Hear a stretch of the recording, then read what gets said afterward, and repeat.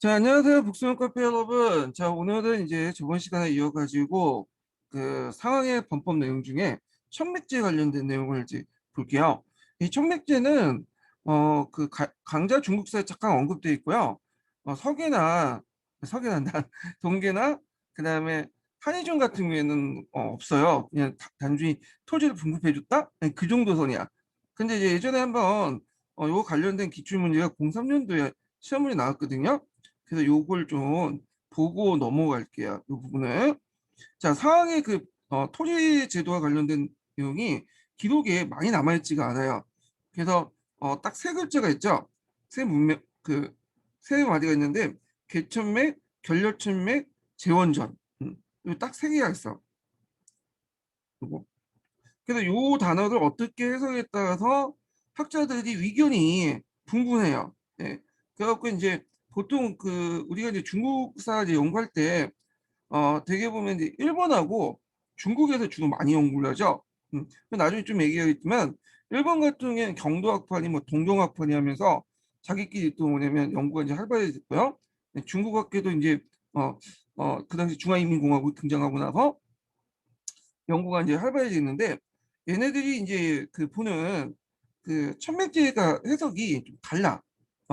그래갖고 이제 이걸 봐야 되는데 일단 그 중국학계에서는 이제 뭐를 보냐면 요 개천맥할 때 개자를 제거하다라고 해석을 해요. 그래서 뭘 제거하냐? 그 당시 이제 전국 시대 전에 아니 정부의 춘추 전에 서주 시대 정전법이 있었죠. 정전.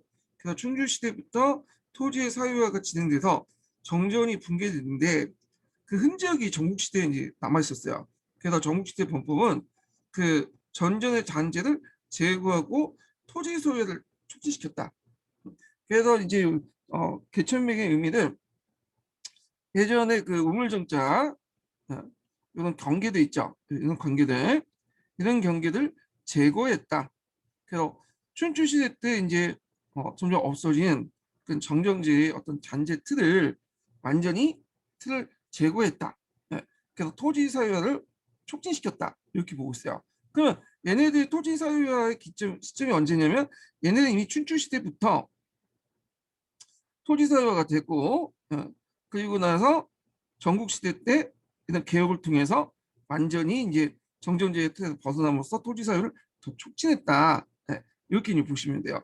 그래서 얘네들 이제 계층백 내고 이제 정리해 보면 형식적인 정정 도로 구획을 제거하고 제거 기자죠. 실질적으로 춘추 시대에 진행된 토지 소유지를 추인해 줬다. 그래서 이제 노예제사에서 봉건제사로 전환하는 계기가 되었다. 뭐 이렇게 두고 있어요. 근데 토지 분급선은 이제 일본 학계에서 이제 주장했는데 일본 학계에서는 이제 중국 학계처럼 이게 이 제도를 뭐 사회경제 변화와 연결시키지 않고 어 이미 이제 전국 시대 때 토지 사유가 진행됐고 정정의 붕괴가 이제 시작됐고 그러니까 얘네들은 이제 춘추가 아니라 전국 시대 들어와서 토지 사유가 진행됐다는 거야. 춘추가 아니다. 왜냐하면 이제 얘네들 입장을 때는 이제 고고학적 발굴을 해보니까 철기가 춘추 시대 때는 아주 조금밖에 발견이 안 됐는데 전국 시대 때 많이 보급됐다는 거예요. 그러니까 철기가 보급돼야지 토지 사유화도 가능하잖아요. 그러니까 이제 춘추보다는 정부에 가서 토지 사유가 됐고 그때부터 이제 조금씩 전전지가 붕괴됐다는 거야. 그리고 그 앞에서 언급하는 이제 천맥제는 이거하고 전혀 상관이 없다. 어. 그래서 이제 그 얘기를 하고 있죠. 별개로 봐야 된다. 토지제도, 사회경제 변화 상관없이. 그래서 이거는 범법의 일환으로 이때 이제 개천맥에서는 개천은 설치하다는 거죠. 뭘 설치하냐?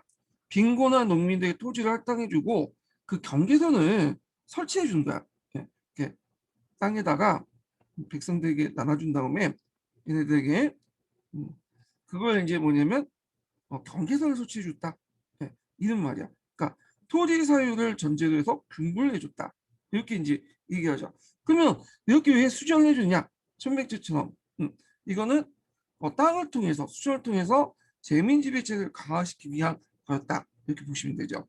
그래서 사유지 추진서가 토지 분급서 이렇게 대립을 하고 있는데 대개 이제 여기 이 토지 분급서에 맞춰갖고 보통 보고 있죠. 예.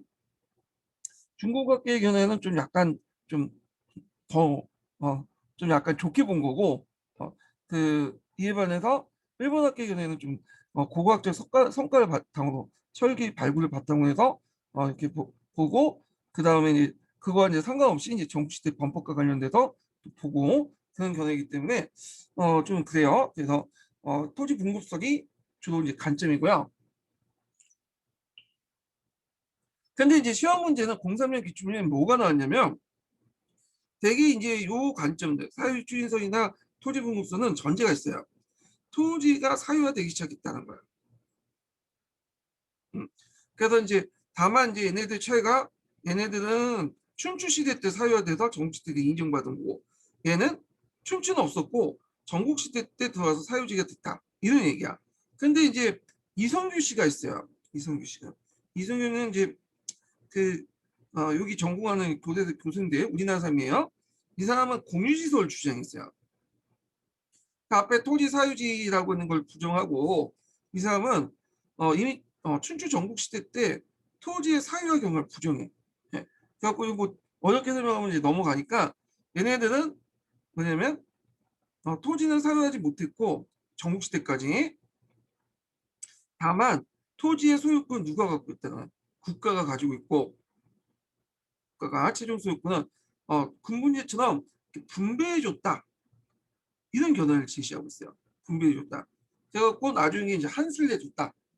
그래서 우리가 이제 그 사유주의에서 그러니까 토지 분급설을 이렇게 이제 대입을 하고 있지만, 요거는 다 토지 사유화를 전제기 때문에 잘못된 거고, 자기는 공유주의설을 주장해요. 그래서 여기에서 공유와 사유가 예전에 답이 된 거야.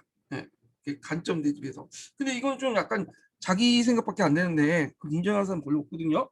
다만 이제 거기에 이제 그 교수님의 제자분이 들어가서 문제를 냈기 때문에 이게 답을 설정해놨어. 저는 이걸 썼거든요. 이건 틀렸고, 이것만 좀 맞았으면 그때 합격할 수 있었는데 틀렸어. 이게 2점짜리인가 3점짜리 문제였어요.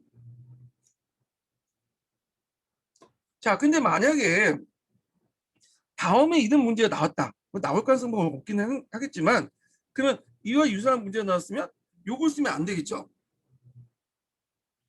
요걸 쓰셔야 돼요. 이게 주요 관점이에요. 네. 그래서 이제 그 여러분들 기출문제 분석할 때도 답안만 달달 외워가지고 공부를 하시는 분이 있는데 의미가 없어. 네. 왜냐하면 그 배경이라든지 그 다음에 가정이나 예문도 같이 봐야 되고, 그 다음에 이런 관점에 냈다가 다른 교수님이 다른 관점에 낼 수가 있거든요.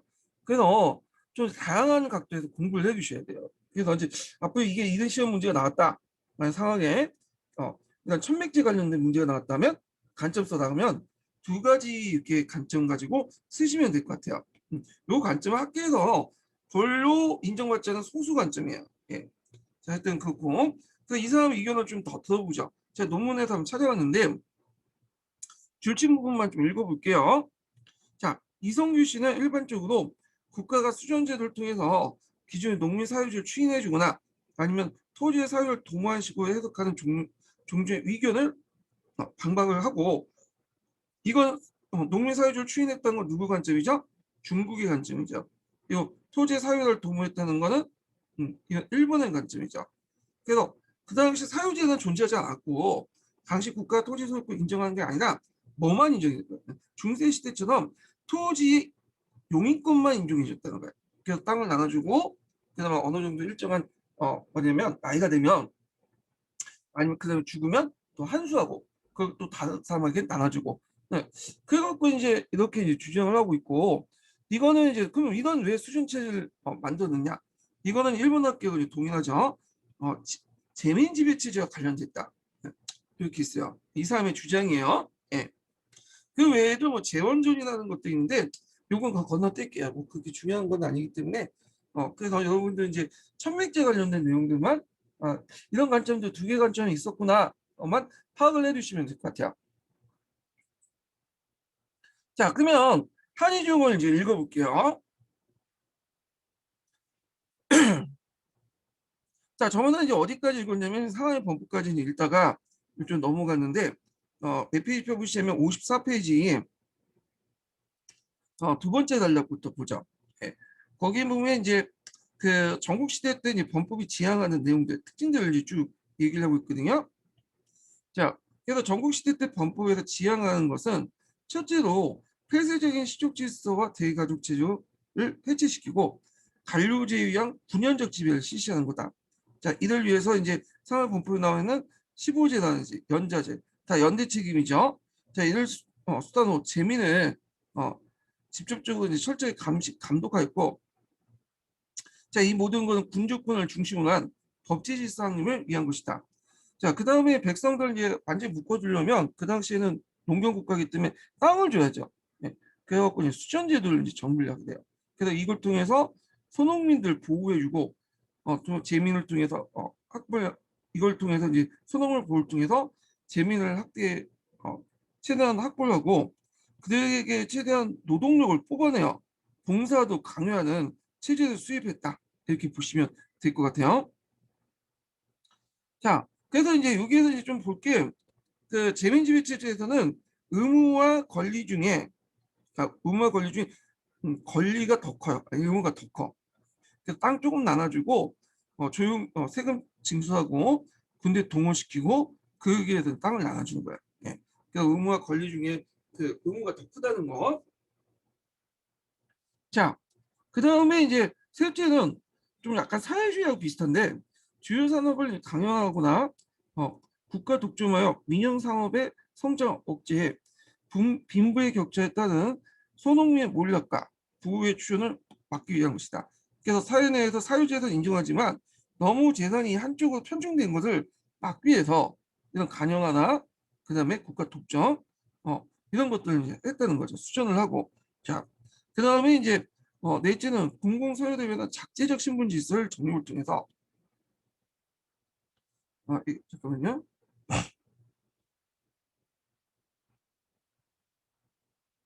자, 작재전이 어떤 신분 질서의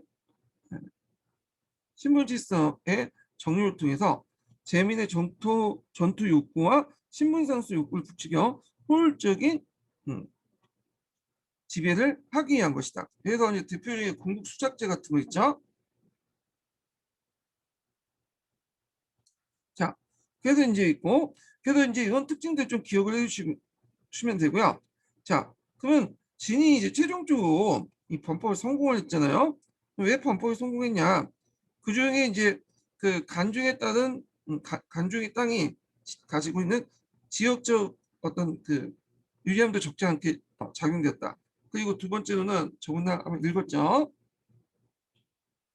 진나는 원래 시욕적인 정통이 약하고 군주권이 강한 데다 이 지역의 문화적 후진성에 따른 순박한 기질로 재민지배체의 간철도가 높일 수 있었다.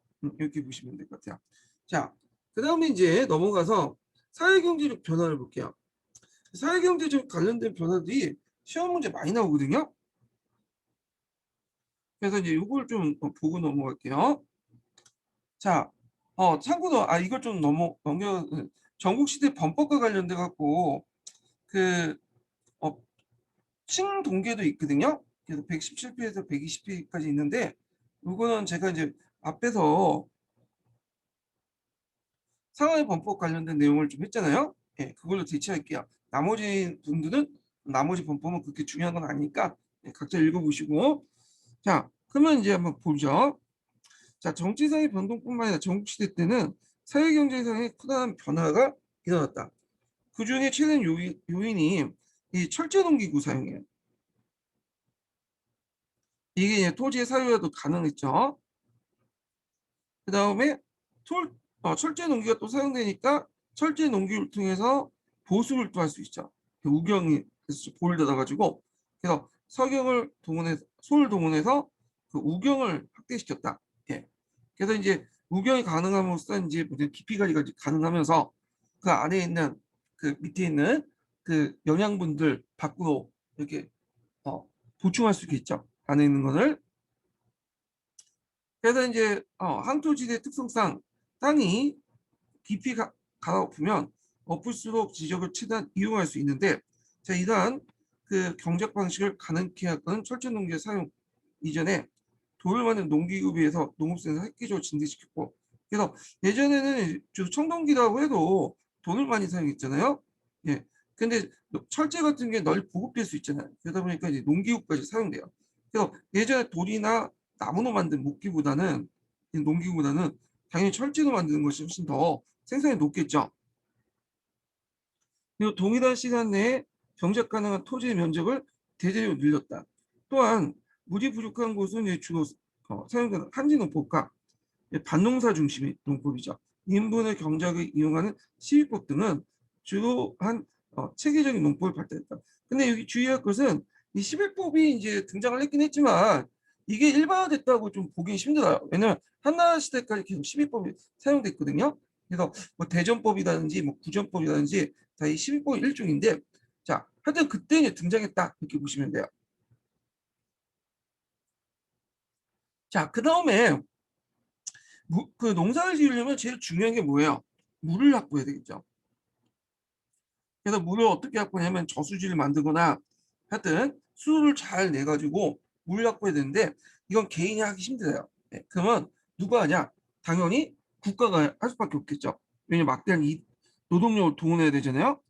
그래갖고 이제 이런 관계 시설을 만드는데 국가 입장에서 때도 이런 걸 만들어줘야지 농사도 잘 지을 수가 있고, 그리고 농사를 잘 지으면 그만큼 국가의 부가 증대되고 또 그걸 바탕으로 군사력도 키울 수가 있겠죠. 제일 중요한 거야. 자, 그래서 이 수해 시설과 관련된 내용이 예전에 시험 문제 나왔어. 공사 기출 문제예요. 그래갖고 이제 수전 체제 땅 나눔과 수리 개간 시설, 수리 시설 관련된 내용을 재민지배체제와 연결시켜서 한번 시험 문제 나왔거든요. 한번 읽어볼게요. 자, 재민에게 이제 분배한 토지를 확보할 목적으로 국가주도의 대규모 개간 사업을 활발히 전개되었다. 자, 이와 함께 위나라 정치에서 중요한 역할을 했던 서문부가 실시한 대규모 관계시설이나 전국말 한나라 토목기사였던 정국이 이 사람이 진나라 가서 이제 건설한 것이 전국국어였거든요. 이 거자는 이제 뭐냐면 일종의 거대한 저수지를 말해요. 저수지. 음. 그래서 이제 수십만의 인원을 수십 년에 거쳐서 건설한 수로서 간중의 땅을 3만여 경을 옥토로 바꿨다. 자, 그래서 이러한 농업생산 발달으로 해서 5인의 1호라는 포준 농가가 형성됐다. 그래서 이제 요거만은 뭐냐면 종래 음란 공동체 공동 생산에서 뭘로 바뀌었다는 거야? 개별 경제가 가능했다는 거야. 개별 경제. 그 가능할 수 있었던 것은 철제 농기구의 보급, 그다음에 아까 이제 말한 것처럼 이런 개간 시설들, 예, 개간 사업, 그다음 뭐 이런 것들 수리, 저수지 이런 것들을 이제 많이 만들고 수리 시설이나 이런 것들 많이 만든 거 연결됐죠. 그래서 종전에 이제 공동 경작에서 이런 여러 가지 배경 개별 경작이 가능했다. 그래서 이런 것들이 이제 어디에 반영됐냐? 우리가 이제 1차 범법이라든지 2차 범법을 보면 반영됐죠. 이런 것들이. 그래서 손흥민 중심의 가족 단위의 개별 경작, 이걸 통해서 뭐냐면 분가시키는 그런 정책으로, 그래서 어른이 좀 있으면 성인 남자들 있으면 최대한 분가시켜 결혼시켜 가지고 이 노동력 확보시키려는 그런 정책들로 나타나죠. 자, 그 다음에 이제 농업의 발달은 잉여 생성을 통해 수공업과 상업 발달을 촉진시키죠. 잉여 생성을 처리하기 위해서는 상업이 필요하고, 그 다음에 잉여 인구들도 늘어나죠. 지금 잉여 인구들은 다 노량진가고 공부를 하잖아요. 근데 그 당시에 잉여 인구는 상인들이나 수공업자들이 있어. 그러니까 수공업품도 많이 만들겠죠. 근데 예전에는 그 수공 생산이 없었냐? 주로 있었죠. 뭐 수공 생산이 있었죠. 서류 시기 때 주로 왕실과 귀족들 대상으로 했던 거고, 그 다음에 이제 마을 단위로 좀 약간 간단한 물건 정도 만드는 거? 네, 그런 거 있었어. 그러니까 이제 전문적인 공인이 별로 없었다 이렇게 보시면 돼요. 다만 이제 소수의 아주 왕실 직속의 공인들과 그다음 마을에서 이제 그 농사를 하면서 같이 물건도 좀 만드는 그런 사람들이었죠. 근데 이제 앞에서 언급한 것이 전국시대 들어가면서 이제 뭐 여러 가지 물건들을 이제 전문적으로 만드는 사람들이 등장해. 왜냐면 이제 인연 생산물도 많아지고 모든 사람들이 농사에 다 뭐냐면 들어가서 일을 할 필요 없잖아요. 그래서 전문적인 수공업 집단이 형성이 돼요. 그래서 이들에 의해서 이제 뭐냐면 상당히 다양한 물건들이 지역마다 특화돼 갖고 만들어지죠. 그럼 한번 볼게요. 자, 농업의 발달로 잉여 생산을 통한 수공업과 상호의 발달도 촉진시켰다. 자, 수공업 생산은 서주 시기까지 주로 왕실이나 공실에 예속된 직업 시족들이 생산의 주된 담당자였지만 시족이 해체되면서 간형 공장으로 개편됐고 일부 장애의 수공업자도 출현했다. 또 수공업 생산품의 성격도 변해요. 춘추 시대까지 지배층을 대상으로 한 사치품이나 공산 군수품을 이제 주로 이뤘지만 전국시대 때 되면 일반인들 일용품 생산이 증가됐다. 그래서 철제 농기업 보급도 이를 통해서 확인했다. 그래서 뭐 연철, 피어, 금속, 직물 같은 각종 수공의 분화가 일어났고 그리고 지역적 특산물도 발달했다. 이런 내용이 있죠. 자, 그 다음에 이제 쭉 넘어가서요. 여기에 또 볼 게 뭐냐면 이제 상공이 발달되면 당연히 이제 뭐도 등장할 수밖에 없어요. 화폐도 등장할 수밖에 없죠. 그래서 예전에는 물품화폐를 주로 이용했죠. 뭐 쌀이라든지 이런 것들이 이제 있는데 쌀을 가지고 교환하니까 좀 불편하니까 점점 이제 뭐냐면 금속화폐들이 등장하게 돼요. 그래서 이제 요거 좀 기억을 해두시고 그러면 금속화폐를 뭘로 만들었냐? 뭐 은이나 금이 있었지만 이거보다는 주로 용도 금도 사용되긴 있지만 이게 시기성이 있으니까 많이 이제 사용하지 못하잖아요. 그래서 춘추 전국시대 때는 주로 금속의 그런 재질이 금동이었어. 원래 철도 사용했는데 철은 시기성이 좀 떨어지잖아. 그러니까 이제 철은 잘 사용하지 않고 철제는 보다는 이 금동으로 만든 그러니까 금동이 아니라 청동으로 만든 것을 사용했죠. 예, 말을 잘못했네요. 예. 그래서 예전에 한번 이와 관련된 문제가 시험 문제 나왔어요. 예. 그래갖고 좀 기억을 해두시고요. 자, 그럼 읽어볼게요.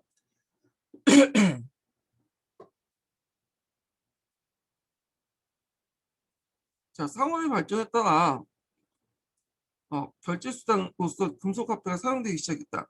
자, 이미 철기가 사용되기 시작되어 춘추 시기부터 금속화폐가 주요되기 시작하고 전국시대 보급되었다. 자, 금속의 주된 재료는 청동이죠.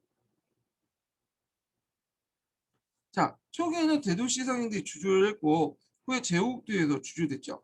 화폐의 종류는 그 생김새에 따라서 그 네 종류로 나누는데 포전은 제 가장 보편적인 형태죠. 그래서 주로 농기구, 호미 모양에서 나왔다고 하고요.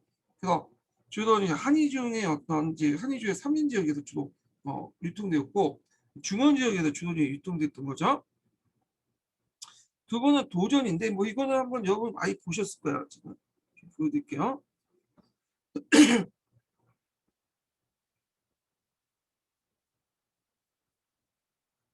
대표 중에 명도전 같은 게 있죠. 명도전.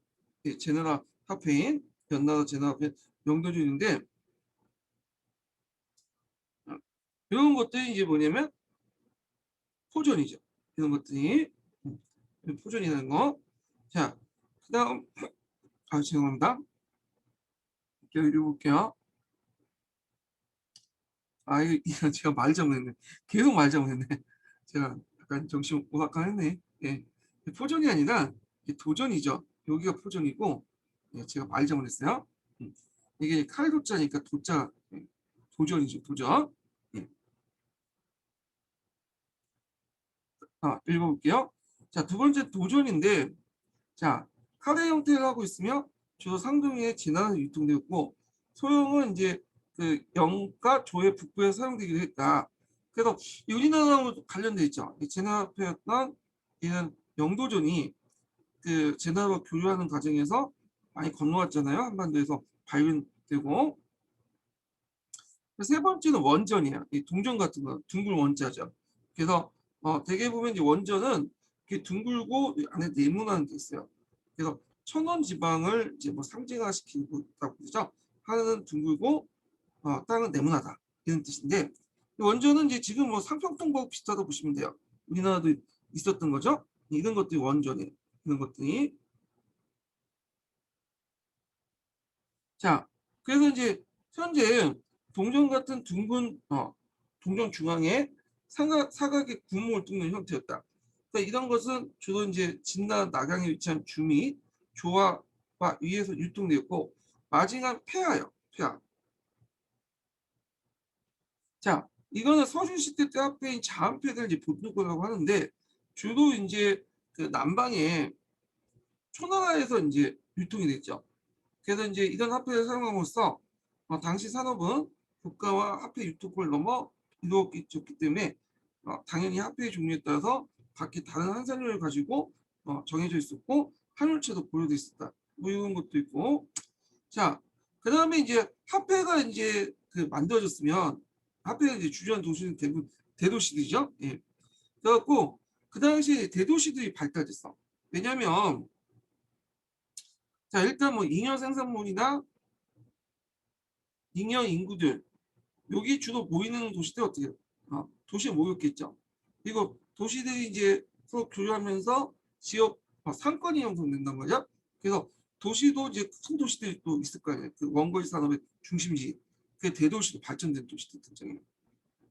그래서 도시가 상당히 발달됐다. 이렇게 기억을 해두시고 그리고 주로 이제 이 도시에서 화폐를 사용하거나 만들었죠. 왜냐하면 여기가 이제 상공의 중심지이기 때문에. 자, 그러면 그런 도시들을 좀 볼게요. 자, 위에 대단과 안흥, 조의 한단과 진양, 한의 평양과 제 임치, 후대 북경 연나라의 개, 초의 왕구, 정의 양적, 주나라의 낙양 등 모두 상업과 수공을 번성한 도시였다. 여기 좀 눈여겨볼 게 뭐냐면 임치가 있어요. 임치. 임치. 예. 요 임치가 이제 그 당시 그 지카야 학사라고 해서 유명한 곳이 있거든요. 지카야 학사에서 그 임치의 그 한 부분을 그 제자백과 사람들이 이제 사람들을 불러오게 하고 살게 해요. 그 사람들 지카 학사, 지카문에 있다고 해서 지카야 학사라고 하는데 이런 식으로 인재를 유치했던 거죠. 자, 밑에 이제 임치가 나오죠. 자, 그 중에 가장 유명한 것이 제나 임치다. 그래서 임치의 성각은 큰 성과 장우성을 나누며 큰 성은 동서 3,400m, 남북 5,000m 정도 되고 작은 성은 그 동서 약그 뭐냐면 1,400m, 남북 2,000m가 된다. 동서의 섬밖에는 하천이 있고 남북의 섬밖에는 호도를 넣을 수 있다. 호라는 건 뭐냐면 성이 있으면 예전 도시들은 이제 방어하기 위해서 성문이 있으면 여기 잠깐만요. 제가 그 집을 성이 있으면 여기 정문이 있잖아요. 네, 이런 것들. 그리고 여기 도로가 있고. 근데 여기 하면 공격하기 쉽겠죠. 그래서 이렇게 물을 파놔요. 깊은 물. 이걸 한호라고 하죠. 청동기 시대 때부터 보이는데 한호를 파. 방어 시설을 이용했거든요. 그래서 이걸 말하는 거예요, 지금. 그래서 임치에는 큰 한호가 있었다. 예. 자, 그런 내용도 있고요. 그래서 그 당시에 임치의 인구가 한 35만 명 정도 됐다고 해요. 35만 명은 이거 되게 크죠? 예. 지금 의정부 인구가 한 35만 명 되는데 그 정도 된 것 같아요. 제가 의정부 부근에 살고 있어 의정부밖에 정확하게 제가 인구를 잘 몰라. 예, 그래서 도시 인구 몰라서 이해를 든 거거든요. 자, 그 다음에 넘어가서요. 제자백과가 있는데 이게 좀 약간 사회경제사 선생님이 좀 적어서 동양사 관련된 내용을 좀 읽고 개론을 읽고 한번 넘어갈게요. 네, 동계 126페이지 보세요. 상호의 발전 관련된 내용.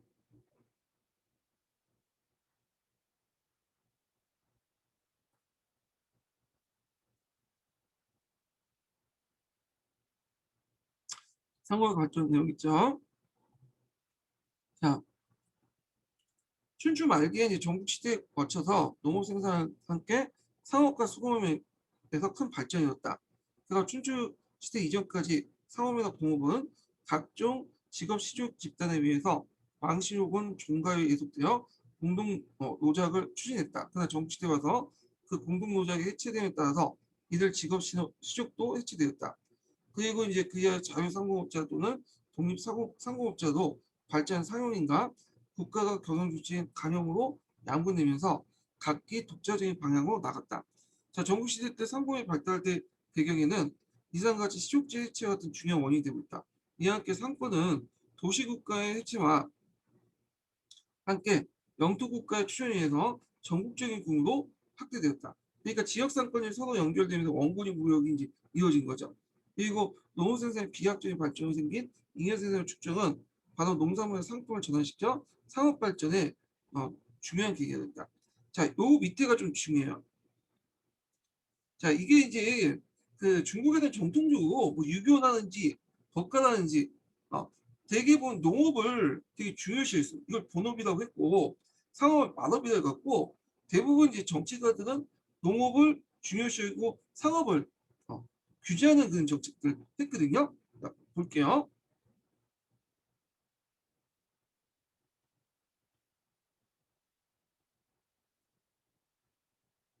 자, 중국에서는 농업을 본업으로 상업을 만업이라고 생각하여 농업을 중시하고 상업을 천시하는 사상이 경에 나타난 것은 전국시대 법가에서 비롯된 거다.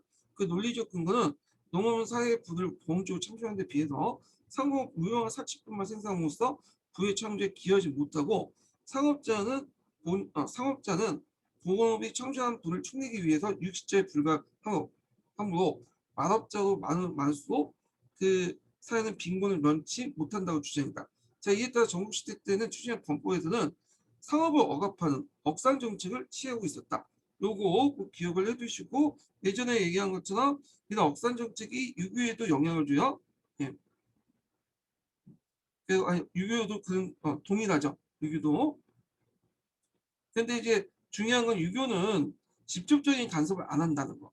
어, 자연스럽게 이제 뭐냐면 억제하는 방식으로 하는데 근데 뒤에 이제 한문제라든지 그다음에 왕만 같은 사람들은 유교적 어떤 중농 억상 정책이 아니라 법가적 이념을 받아들였어요. 예, 뒤에 좀 얘기를 할게요.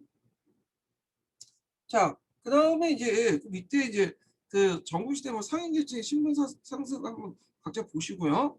예. 그다음에 이제 도시 발달과 화폐 경제의 출현 같은 거 볼게요. 자, 상호의 발달로 상업도시와 화폐 경제에 발전시킨 계기를 마련했다. 춘추시대 때 행정도시였던 구국은 상업 중심지가 되면서 그 경제적 도시도 탈바꿈됐다. 그래서 뭐 진화 임진하는지 조나 함단하는지 한단 위에 대량 초의 영 동주의 수도 낙양 진해 함양 등 경제력 중심으로 번영됐다. 그래서 도시의 상인들은 상업 재능을 유감없이 발휘하여 시장 내 상업 물론이고 원거리 교육에서 그 범위가 확대되었다. 자, 상공의 지능은 자연히 교환 수단으로서 화폐 경제를 발달시키게 되었다.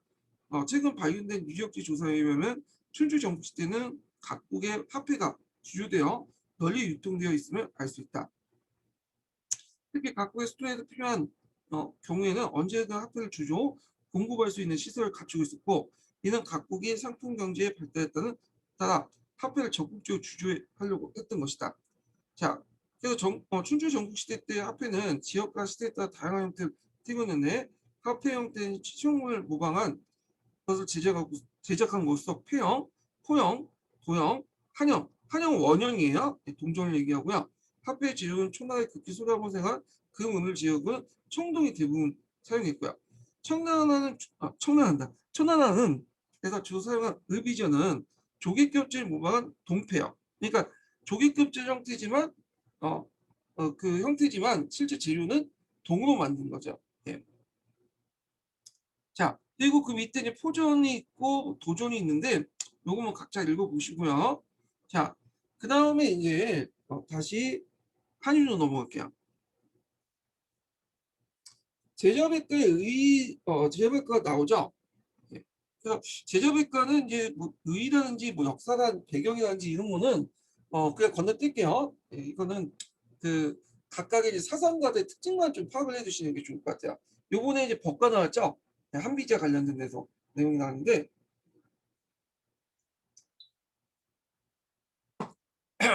제자백과 사상의 어떤 심층적인 내용까지 다 알면 좋겠지만 굳이 우리가 이제 뭐 여기 와서 윤리 교사가 될 사람이 아니고 그렇기 때문에 그 여기 그 동계하고 한의중을 중심으로만 파악을 해도 될 것 같아요. 자, 그러면 이제 한번 몇 페이지 펴보시자면요. 육안을 보죠. 육안. 육아의 성립과 발전을 볼게요. 육아는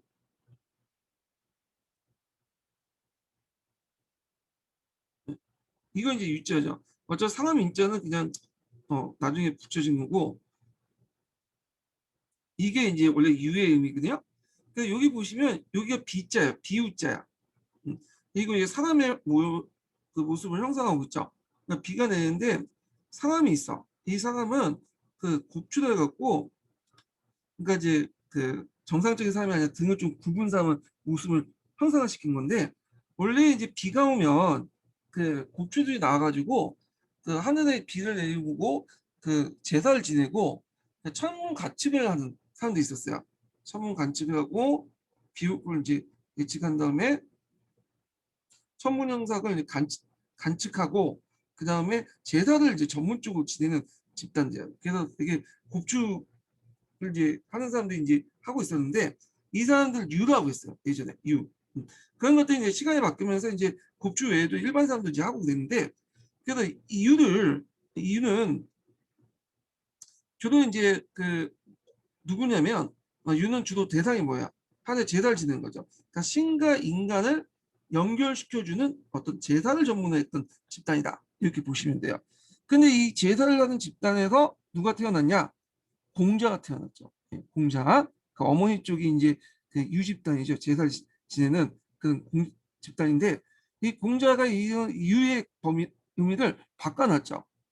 그래서 유의 범위를 뭘로 바꾸냐? 신과 신간의 어떤 예절, 범주가 아니라 절차가 아니라 인간과 인간 간의 어떤 관계를 통해서 어떤 그 예절 이런 것도 바꿔놓은 거야. 이제 그래서 이때부터 육아가 이제 인간과 인간의 어떤 관계 이런 것들 중에서 예를 차리는 그런 식으로 이제 바뀌는 거죠. 그래서 그 예전에 예라는 것은 신과 인간 간의 관계에서 말했잖아요. 근데 이제 이때부터 인간과 인간의 관계에서 예를 찾기 시작하고 그다음 예의 적용 범위도 예전에는 주로 누구예요? 네. 그 사계층, 지배층 계층만 한정됐는데 피지배층까지 확대시켰어요. 예. 그러면 이제 육아의 이제 내용 공자를 한번 볼게요. 자, 이 공자는 그 제자백과 중에 먼저 성립이 됐는데 그 공자의 육아는 이제 제자백과 잘 다시 읽을게요. 예. 자, 육아는 춘추 만에 생존했던 공자에 비롯되어 제자백과 중에 가장 먼저 성립되었다. 그는 몰락기족의 후예로서 어지러운 현실을 구제한 원리로 종주를 제시하여 서주적 질서를 회복하려고 했는데 종주라는 것은 그 서주의 예제들을 복귀하는 것이다. 그래서 춘추 시대 때의 어떤 그 변화상을 그 사람 난세로 생각했어요. 어지러운 세상으로.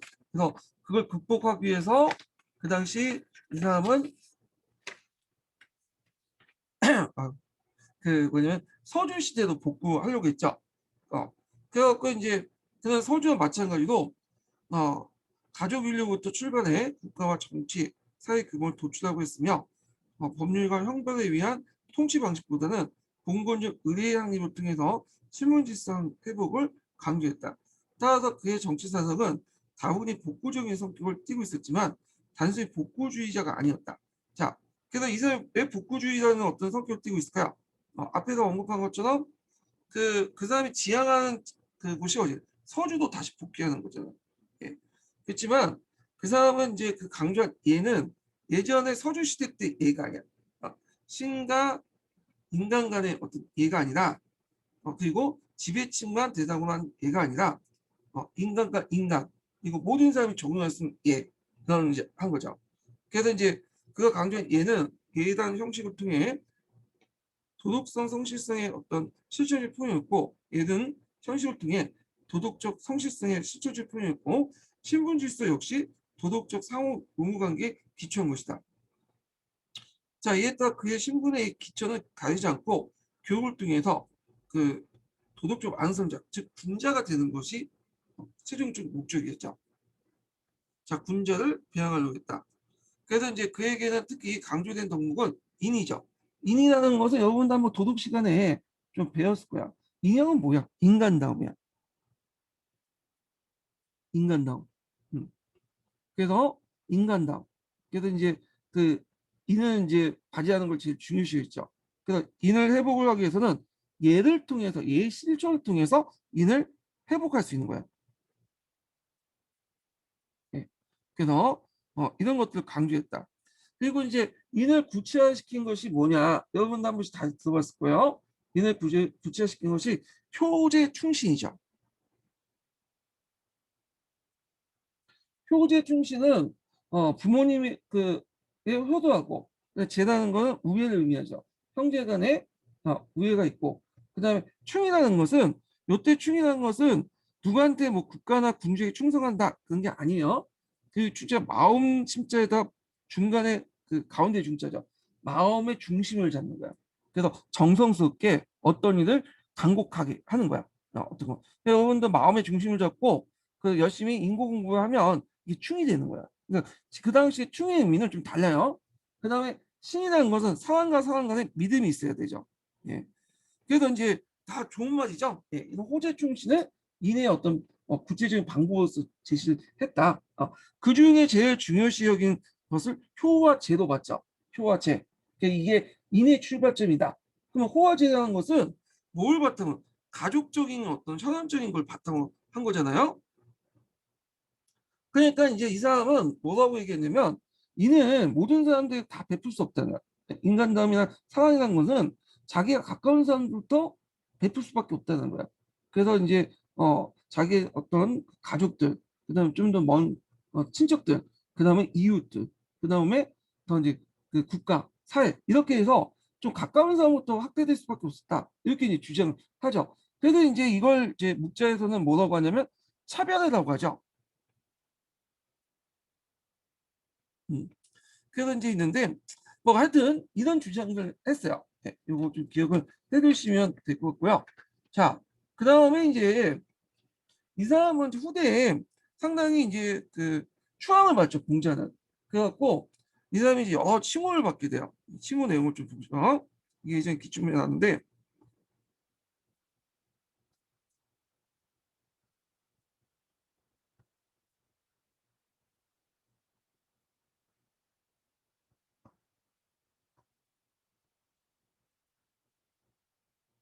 자, 이 칭호가 후대 이제 칭호인데 이 사람은 이제 왕은 아니지만 후에 왕으로 취급받아요. 그래서 진성 문성왕이라고 또 하기도 하고 그다음에 대성 진성 성사라는 칭호를 받게 돼요. 자, 요거 예전에 시험문제 나왔으니까 좀 기억을 해두시면 될 것 같아요. 그래서 이 공자의 모지를 이제 뭐냐면 공님이라고 하거든요. 숲을 님자 써갖고 보통 이 님자 쓰는 거는 성인 중에서도 최고 성인의 무덤을 님이라고 해요. 예. 그래갖고 이제 곡부에 가보시면 공님이 있는데 거기 공자뿐만 아니라 공자 가족들 무덤이야. 되게 커요. 그래서 매번 이제 역대 왕조의 왕들, 황제들이 거기 공림에 가갖고 제사를 지내고 참배를 해. 그리고 나서 돌아갈 때 시호를 하나씩 내려요. 그러면서 이제 여러 시호도 있는데 그중 이제 제일 유명한 시호가 밑에 있는 진성 문송왕, 재성 진성 성사, 만세사포 그런 것들이죠. 예. 그래서 이 사람은 죽었지만 나중에 왕으로 거의 추대받는다 이렇게 보시면 돼요. 예. 그래서 소왕이라고 하죠 보통 소왕, 소왕. 자, 그래서 이제 이런 것도 예전에 기출문제 나왔으니까 시험문제 나오시 기억을 해주시면 될 것 같고요. 자, 그 다음에 이제 넘어가서요. 다시 한희중 읽어볼게요. 그러면 이제 그 공자의 사상을 이어받은 사람들이 누구냐? 맹자와 순자죠. 맹자, 순자. 먼저 맹자를 볼게요. 맹자. 이 맹자는 엄밀히 말해 공자의 직제자는 아니에요. 직제자는 아니고 그 제자의 제자의 제자. 예. 그러니까 사상적 계보를 보면 그 공자가 있고 그 다음에 증자가 있고요. 그 다음에 자사가 있고 자사의 제자가 맹자예요. 예. 그러니까 그 거의 이제 뭐냐면 두세대 세대 그 증조하다 보직 정도 한 세 세대 네 세대 정도의 그 뒤에 있는 사람이야. 이 사람은요. 이 사람은 공자의 사상이 이제 핵심적인 것이 인과 예잖아요. 그중에 뭘 이어받았냐면 인을 이어받았어. 인. 그래서 요걸 좀 설명을 할게요. 이 공자는 맹자는 그 뒤에 이제 후에 그 큰 영향을 미치는데 잠깐 이거 좀 설명하고 넘어갈게요. 자, 이 맹자인데 제가 이거 그 윤리교과서에 있는 내용을 참고서에 있는 내용을 좀 스캔해서 갖다 붙였거든요. 네, 좀 설명하기 편해서.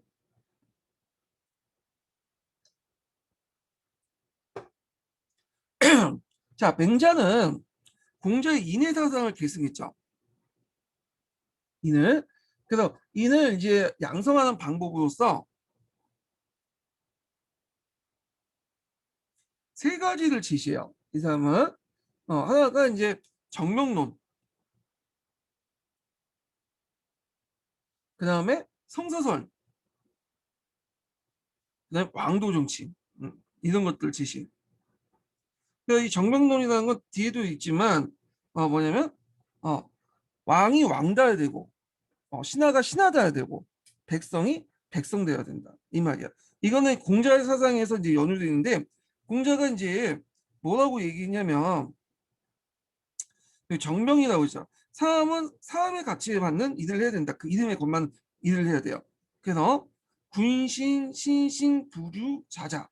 예, 왕은 왕다야 되고 신하는 신하야 되고 백성은 백성야 되고 아버지는 아버지 돼야 되고 부모님은 자식은 자식 쌓아야 된다. 이게 이제 그 정명론인데 이 정명론을 그 맹자는 더 발전시킨 거야.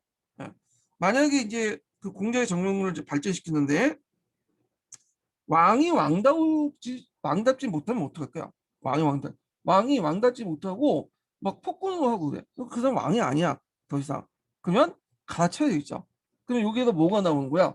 역성이 나오는 거죠. 왕이 왕답지 못하면 더 이상 왕이 안 되는 거죠. 바꿔쳐야 돼.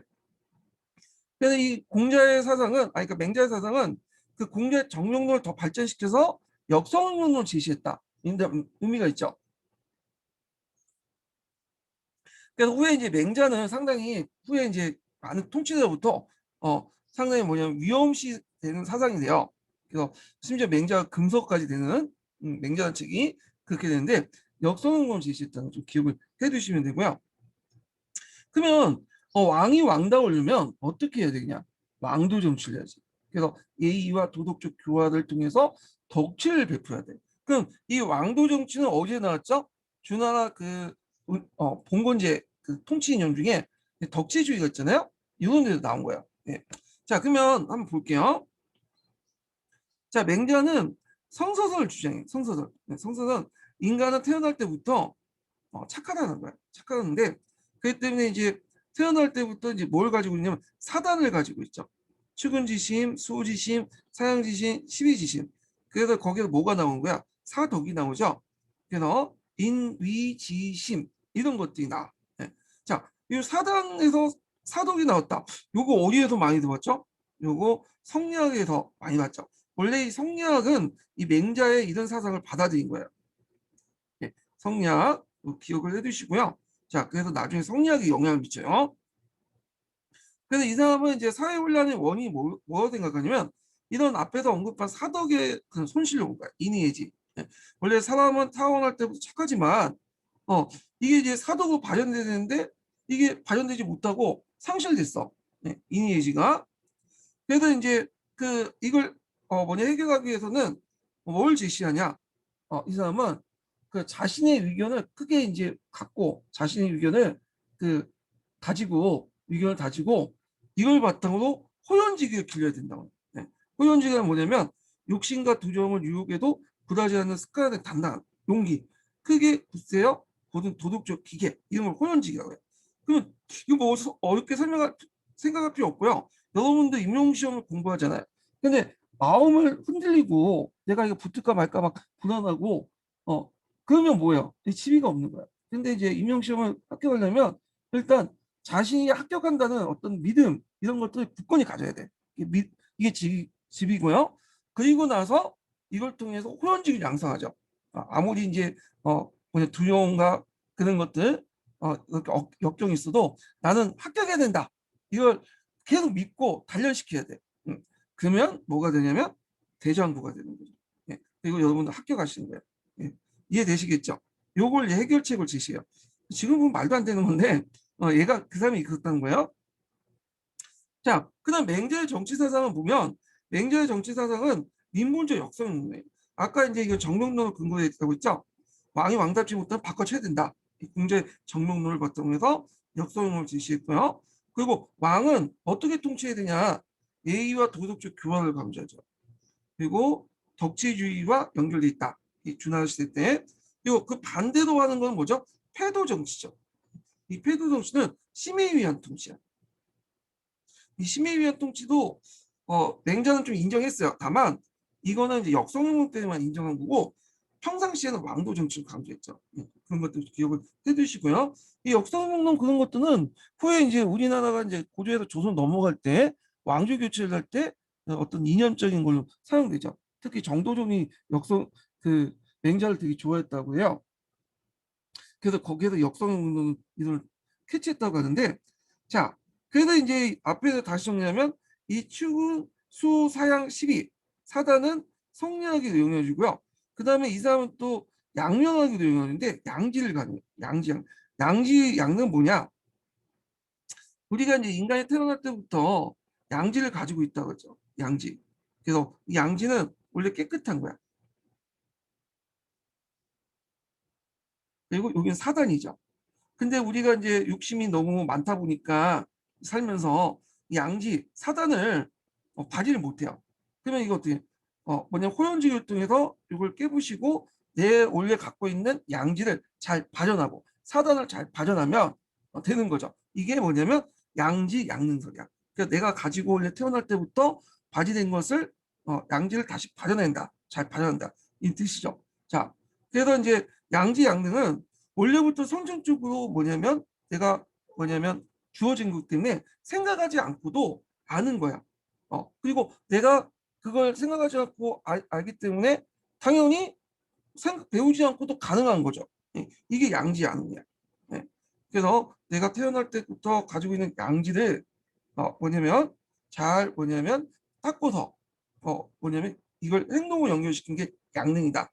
이렇게 보시면 될 것 같아요. 자, 근데 이 양지 양능선은 어디에 영향을 주냐? 양명학에도 영향을 주죠.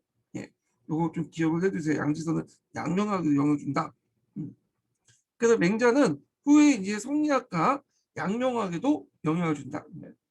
제가 이해하는 그 뭐냐면 맹자 사상을 얘기했고요. 예, 그뭐 자세한 건 아니에요. 저도 전공자가 아니기 때문에 이 정도만 좀 설명하고 강독을 해볼게요.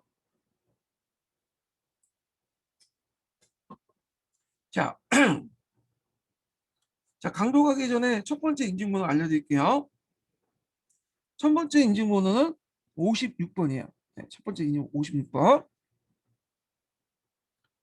자, 맹자는 공자가 제시하지 못한 인을 실천할 수 근거를 선서서 되찾았다. 그래서 본성이 선한 인간은 천부적으로 타고난 양지를 가지고 있죠. 그 양지는 네 가지 구성되어 있는데 축은지심, 수호지심, 사양지심, 시비지심 그리고 이걸 사단이라고 하고요. 그리고 이 사단은 연결된 사덕이죠. 인의예지라고 하죠. 예. 인의예지의 실천도 본성의 배양과 확충만 가능하다고 주장해 요치다. 그래서 원래부터 타고나기 때문에 생각하지도 않고 내가 뭘 의도를 가지고 뭐냐면 배우거나 그렇게 해도 그게 가능하다는 거야. 양지양능선 따르면 특히 이제 측은지심을 강조해서 측은지심은 뭐하고 연결됐죠?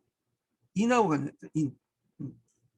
그래서 여기 있네. 인에 그래서 이걸 정치가들은 배워야 된다. 측은지를 잘 바른 인을 정치에 실현을 해야 된다. 이게 왕도 정치야. 그래서 백성들이 어렵고 힘들고 그런 것들 항상 측은지심을 가지고 정치를 해야 된다. 이게 왕도 정치죠. 예. 그래서 예의와 도덕적 교화를 또 강조하고 예.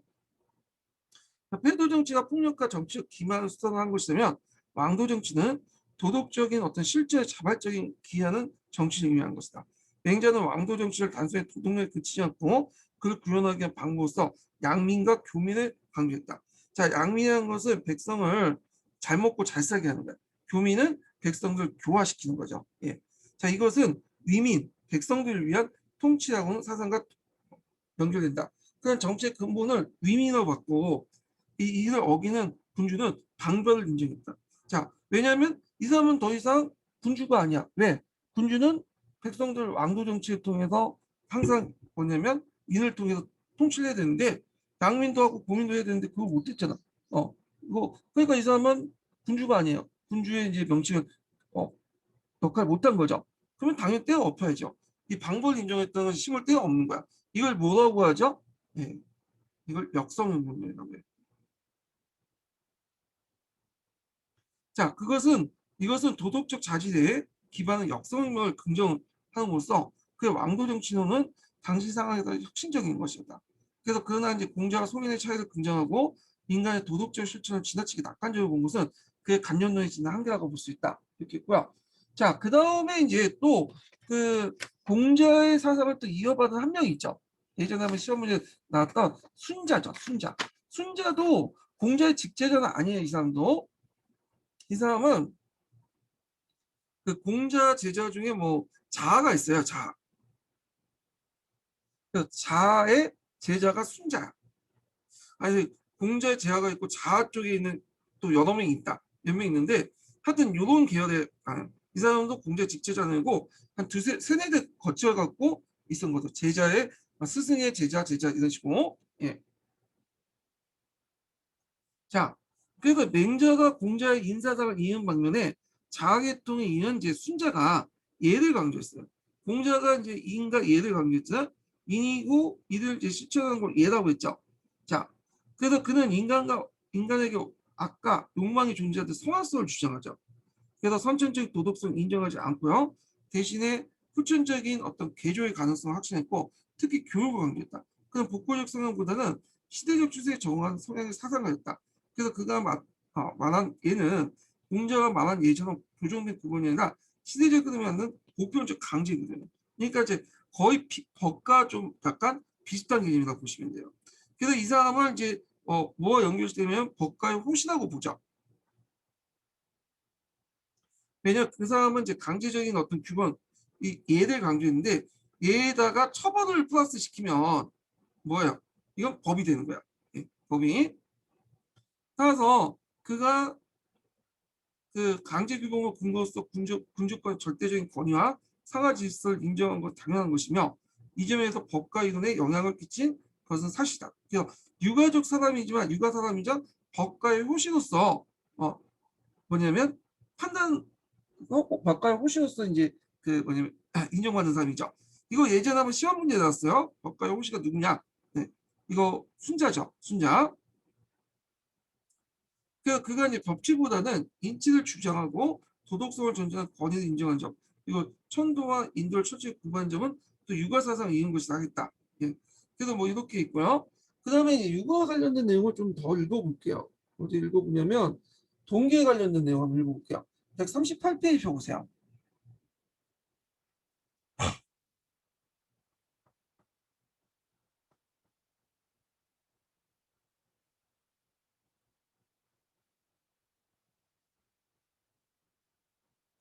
자, 육아의 성립과 발전 볼게요.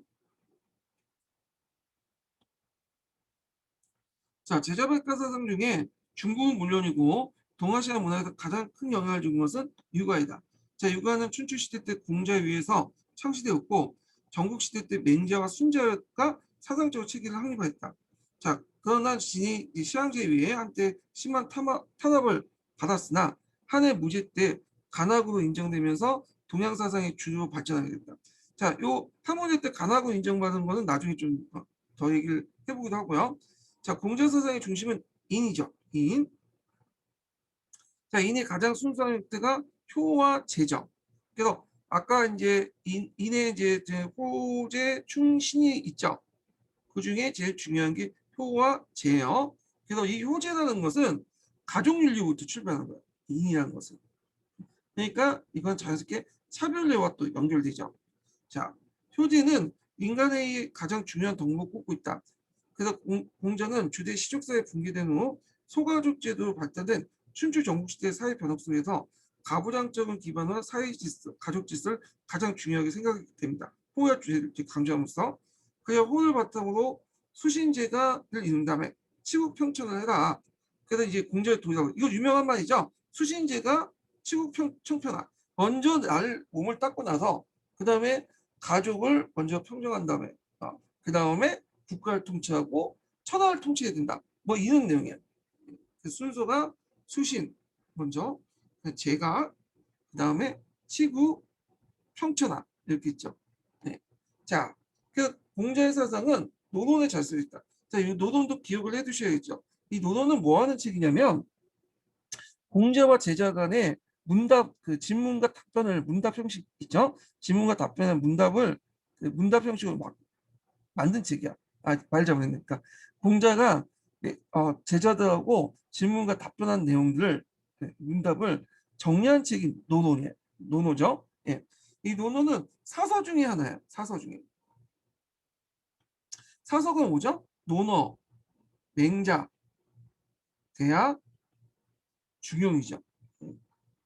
대학과 중용은 그 얘기에서 나왔죠. 이 얘기의 한 편이죠. 대학편과 중용편을 그 주자가 이제 나중에 줄을 붙인 거죠. 네, 요것도 외워두셔야겠죠. 사서. 여기 하는 김에 그 경서 좀 얘기를 할게요. 경전 얘기를 좀 하고 넘어가야지 이해가 될 것 같아서 제가 경전 얘기를 좀 해보겠습니다. 중국에서는 보통 십상경이라고 해요. 유교 경전을. 그래갖고 이제 있는데 그럼 십상경이 뭐냐? 일단 오경이 포함되겠죠. 시경, 서경, 역경, 예경, 춘추. 뒤에 이제 뭐 악경이 있긴 있었다고 하는데 지금 없고 이렇게 있고요. 그 다음에 여기에다 이제 뭐가 플러스 되냐면 호경이 플러스 돼요. 호경. 예. 그리고 이제 또 이하라고 해서 한문 사전이 있어. 사전하고 비슷한 그런 것들 플러스 돼. 자, 그리고 이제 있고 그 다음에 노노 플러스 되고 그 다음 맹자가 있죠. 예. 그래서 이제 시경, 서경, 예경, 역경, 춘추를 보통 오경이라고 하죠. 한국에서 강조하는 오경이고 공자가 이제 편찬했다고 이제 알고 있죠. 근데 이제 여기에서 이제 또 보면 요 예경이 있어요. 예경. 근데 예경은 또 세 개로 나눠. 뭘 사느냐? 주례 한번 많이 들어봤죠? 주나라 주공이 썼던 주례와 의례.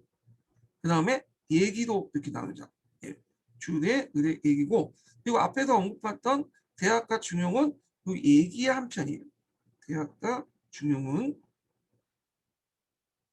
자 그리고 나서 이제 춘추도 이게 짤막하기 때문에 주가 있어요. 예. 세 개가 있죠.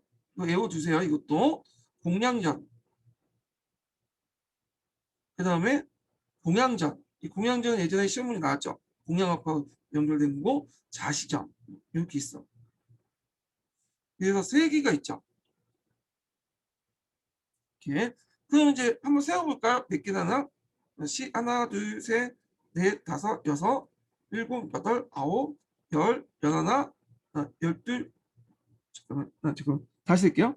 하나, 둘, 셋, 넷, 다섯, 여섯, 일곱, 여덟, 아홉, 열, 열하나, 열둘, 열셋. 이렇게 하면 되겠네요. 이 춘추 빼니까. 예. 하나, 둘, 셋, 넷, 다섯, 여섯, 일곱, 여덟, 아홉, 열, 열하나, 열둘, 열셋.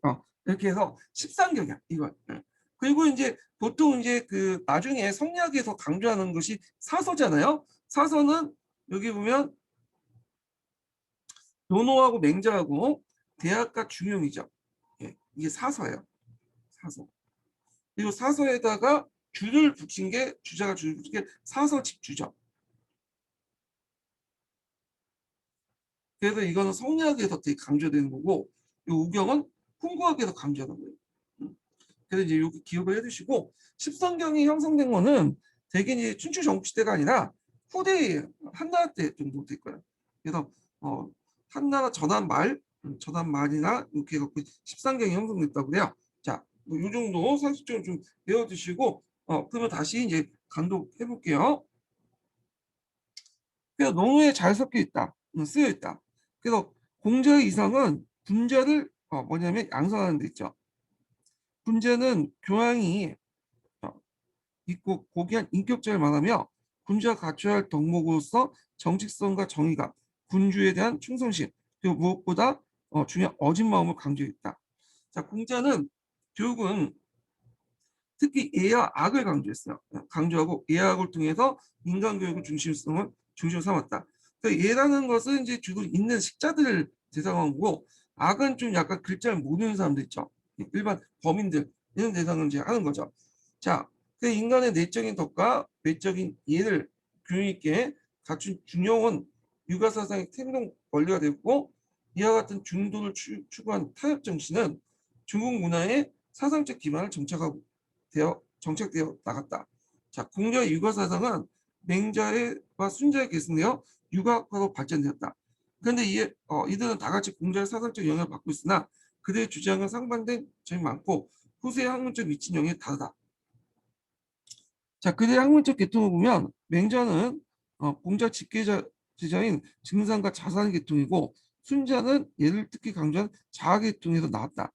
자, 맹자 사상 보죠. 맹자는 인간의 본성은 선하다는 선선을 내세웠고, 그 증거로서 사람의 마음속에 남의 부당을 추하게 여기는 추근지심이 있고, 이게 인의 바탕이 됐다.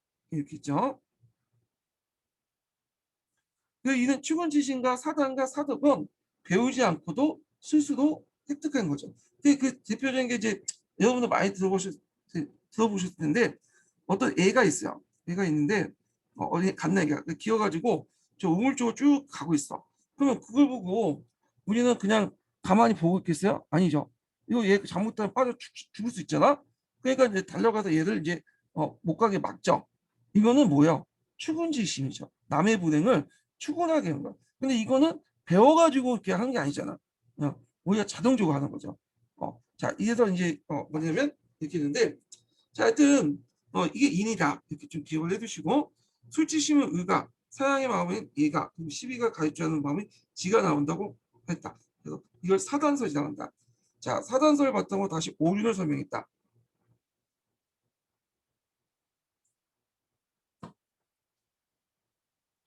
부자사는 친이 있어야 되며, 군신에 의가 있어야 되며, 부부에는 구별이 있어야 되며, 장애는 순서가 있어야 되며, 부부에는 믿음이 있다. 그래서 이제 이런 것도 있고, 정치론에서 정치에 의에 의해서 다스려져야 이익이 끌려선 다스려야지 이익에 끌려서는 안 된다고 했다. 덕치주의를 바탕으로 왕도 정치를 지칭했다. 자, 이는 심으로 다스린 법가의 패도 정치와 대입되는 정치 철학으로 재앙은 덕의 유무에 의해서 청멸했다고 했다. 그 덕이 없는 악덕 군주는 신하들이 몰아내는 것은 바로 혁명이며, 이는 민심이 천심을 따는 것이라 하여 후세 왕조 교체에서 성향의 이론적 근거가 되었다. 예, 그렇게 있는데, 자, 같은 유학자이면서 그 순자는 여러 면에서 맹자에 비해서 비판을 받게 된다. 그는 맹자에 반대해서 선악선을 주장했죠. 선악선을. 인간의 본성이 매우 악한 증거로 사회에 태어났을 때부터 욕망을 지니고 있고, 그 욕망을 채우지 못하고 끊임없이 갈구하고, 그래서 욕구 때문에 사회훈련이 끊이지 않는다고 보였다. 그 인간의 선악은 근본적으로 치유되지 못하며 다만 예를 가지고 욕망을 억제할 뿐이라 강조했다. 많이 동감이 돼요. 그다음에 특히 이제 공자나 맹자의 호재 제일주의를 비판을 가요. 호재는 소행이나 낮추고 이보다 의를 쫓아서 군주를 섬기는 것 충의가 큰 행동이라고 하였다. 이는 공자에 대해 호재 제일주의 탈피해서 충의들보다 주요한 도덕적 가치를 내렸다. 자, 요 충자는 우리가 말하는 공자의 충의의 의미하고 달라요. 공자 때 살았던 시대는 춘추 후기 때요. 그러니까 이때는 이제 그 우리가 생각하는 어, 그 신하가 군주에 충성하는 그런 어떤 관념이 없었어요. 근데 이 순자가 살았던 시대는 전국 시대 후반이에요. 그래갖고 이때부터는 이제 뭐냐면 그 신하가 군주를 충성해야 된다 그런 관념들이 형성됐죠. 그래서 이때 이 충이라는 의미는 그 공자가 말하는 마음의 중심을 잡고 정성을 다하라 이런 충이 아니라 어떤 그 군주에게 충성을 해야 된다 그런 충이에요. 예, 좀 약간 이제 의미가 달라진 거예요. 자, 이는 유관사상의 커다란 변화를 의미하며 순자의 성악설과 그다음 충의론은 법가사상 이론적 근거를 제시했다. 자, 근데 이상과 같은 유가사상은 중국의 정통사상을 함축시켜 이를 체계적으로 정리한 유교 경전을 성립시키는 데 큰 장점을 지니고 있었다. 그러니까 유교 경전은 오경과 사서가 있는데 앞에서 언급했죠. 오경은 시경, 서경, 역경, 예기, 춘추 이렇게 있고요. 시경에 대한 설명인데 뭐 시는 주로 이제 예전에 내려왔던 이제 시들을 정리했던 거고요. 그 다음에 이제 서경이라는 것은 그 주로 이제 주추 이래 왕의 대화 담화 내용, 역사적 문헌들을 이제 정리했던 거고, 그 다음에 역경은 그 준하가에 의해서 이제 그 만들어진 점치는 내용을 적어놨죠. 그 다음에 사주팔자도 여기에 나오고, 자 얘기는 의식과 의례에 관련된 내용이죠. 이 얘기도 이제 주례, 의례, 그다음에 예경. 이게 얘기가 아니라 엄밀 예경인데 잘못된 거네. 예경이고 예경의 얘기, 그다음에 춘 예경, 주례, 의례 세 가지가 있어요. 이건 좀 잘못된 거예요. 그래갖고 이제 있고, 그다음에 춘추인데 그 노나라 연대기죠. 예. 그래서 춘추도 세 가지로 또 줄을 달아놨다고 했죠. 예, 공난전, 자시전, 공양전, 이 내용들 좀 기억을 해두시면 되고요. 자, 그래서 공자 자신이 이 책을 편찬했던 정서는 믿기 어려운 것이다. 이건데 일단 뭐 공자도 이제 알려져 있어요. 노나라 연대기로 이제 하는데 이 춘추가 예전에 한번 시험문에 나왔어요. 이 춘추는 천년체로 만들어진 거예요. 천년체. 그리고 지금 중국에 남아있는 제일 오래된 역사예요. 오래된 역사서죠. 예. 노나라 연대기다. 노춘추 이렇게 보시면 돼요.